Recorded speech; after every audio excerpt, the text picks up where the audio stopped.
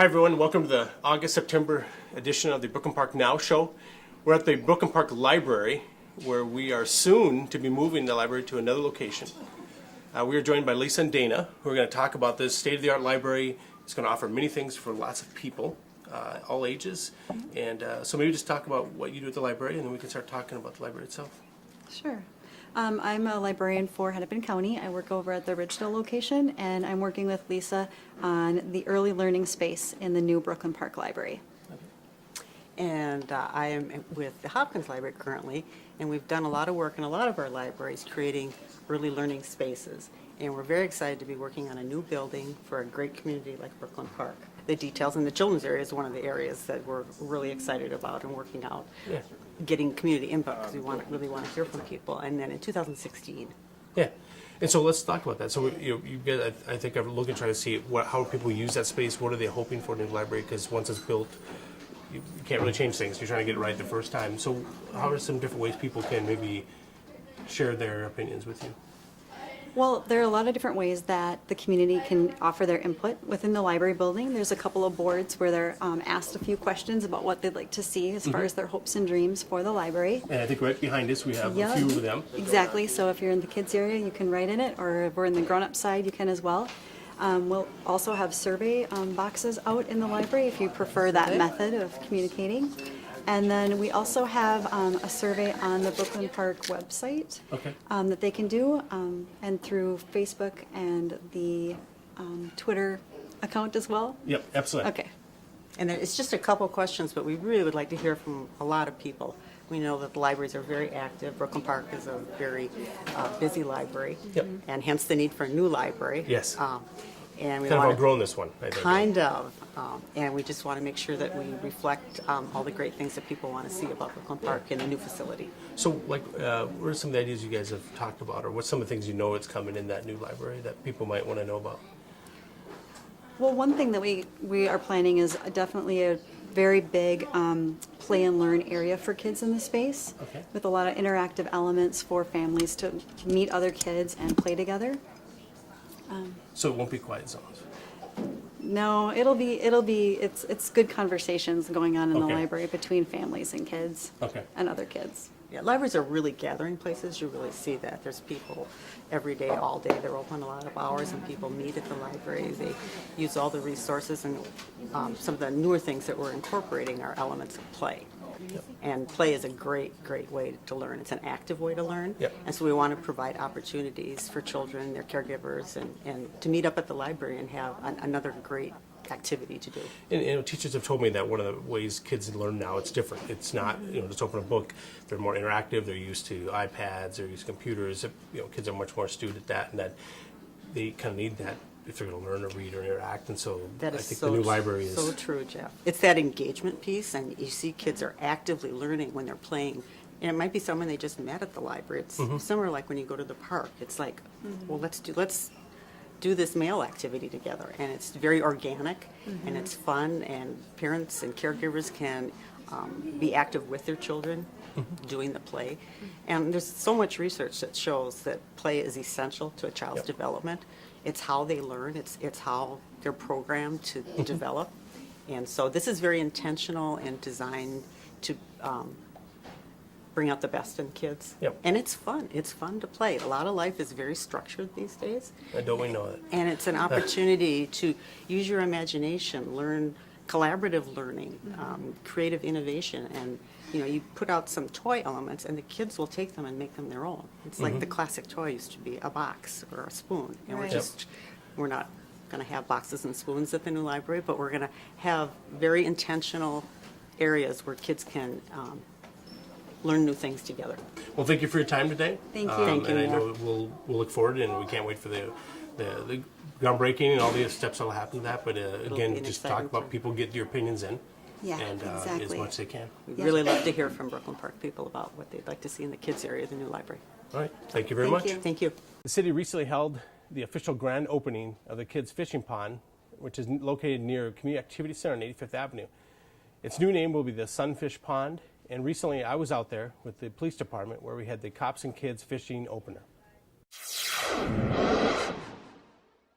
So how's it going today? It's going great, really exciting. This is personally one of my favorite days to come to work and spend a day fishing with kids. And we had beautiful weather, we had great fishing, a lot of big fish caught, so it was a lot of fun. Good stuff. And so this is the second year or third year? I can't remember. Oh, this is the 6th year that we've had it. Yeah, it's hard to believe how fast it's going, and we are really having an impact. You know, we have kids that are coming back for second and third time. I know that I've met some kids that are now 17, 18 years old that said, hey, I remember you 5, 6 years ago when you took us fishing. So this whole mentorship idea that we got going on, it's impacting our community.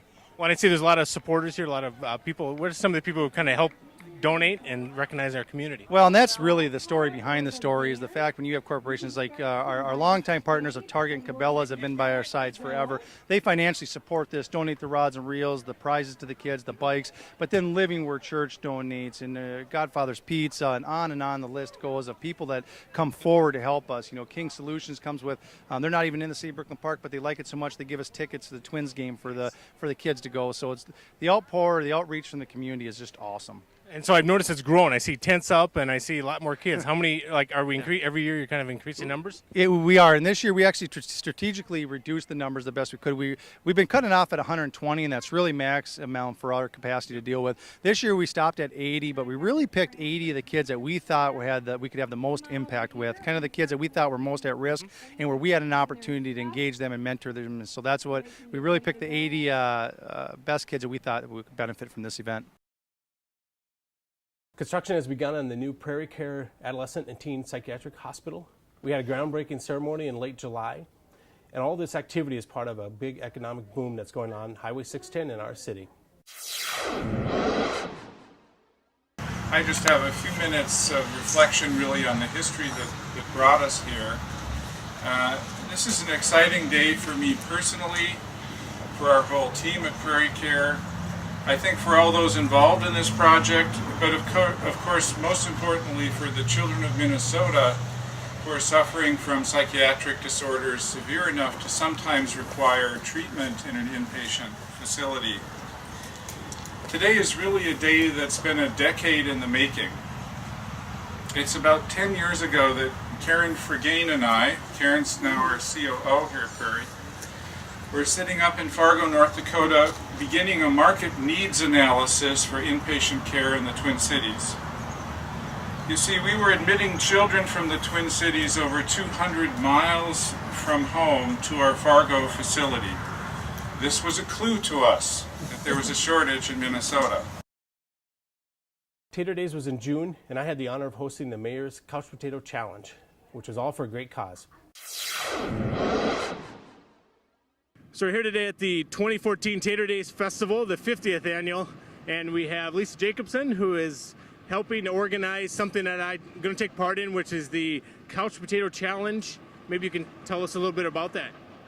Well, we are trying to raise money to open the youth homeless shelter, and we challenged you a little bit and asked you what would you do, maybe a little crazy, to help us raise more money.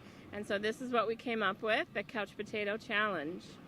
And I think for the teen homeless shelter, and our goal is, I think it's $75,000, and then what happens then? Yeah. So Otto Bremer Foundation has a challenge grant out there for us, dangling $75,000 if we can raise $75,000. Okay. So we're about $50,000 towards that goal right now, and we want to raise that last $25,000. You could talk about a little bit about Tater Days and what it means to you. Tater Days to me means a celebration of our city and our farmlands that it used to be, and coming together as a community and getting to know one another once again. Sometimes we don't get out enough outside our neighborhoods, but coming up to Tater Days, we all get to celebrate together, enjoy food, enjoy fun, and most important, enjoy conversations.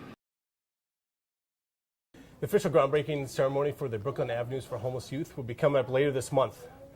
So right now let's turn to Jerry Gibbs, where we're going to talk about crime prevention. Yep.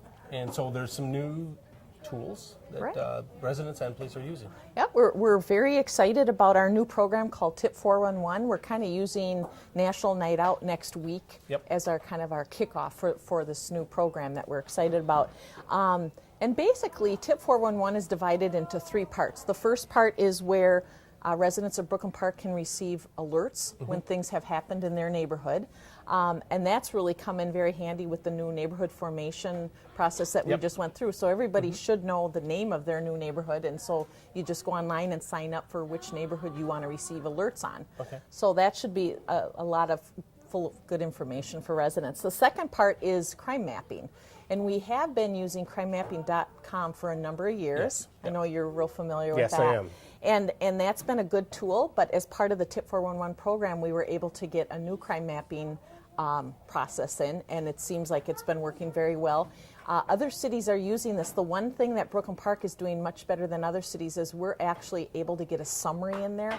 So when people click into their neighborhood and see that there was a burglary down the street, it will have a short summary as to what happened at that burglary. Okay. So a little more information than what some other cities. I think it's what people are looking for. Just, they want to know more, but not necessarily everything. Exactly, yeah. So that'll be a great thing. And the final piece to Tip 411 is the anonymous tipping. So if people see things, or if they see something where they feel it can prevent a crime or help solve a crime, they would be able to tip in an anonymous tip. The thing that we have to be real careful with this component is that we don't have people using the anonymous tipping for every crime that they observe. Yep. We still want to be alert that 911 is there for emergency situations, and not even just emergencies, but for things that need an immediate police response, we need to go through our dispatch at 911. So someone could get a report that said, hey, there was a burglary last night at 11 o'clock, and they might be able to 401 to just send a tip back saying, hey, I was outside walking my dog at 11:05, I saw a car racing away. Is that kind of information you're hoping to gather? Exactly, and that's exactly. And the nice thing too on the crime mapping portion is when you're reading about a crime that happened in your neighborhood, there is something you just click on and you can send a tip back to the police. I think a lot of times, just kind of what you're talking about, people actually see things they don't realize it's a tip at the time, or they observe something that's part of a crime and they don't realize it till the next day when they find out there actually had been a crime and maybe I did see something that would be helpful. Yep. And it truly is anonymous, so there's no way for us to ever track who is sending us the tips. We are able to communicate back to the person, but it's completely anonymous. Anything else you'd like to add? No, I think that's it for today. Okay. Thank you very much. Thank you. That's it for now. Thanks to the staff here at the Hennepin County Library for hosting us. We hope you have a great rest of the summer, and for the kids, we hope you have a good start to the school year.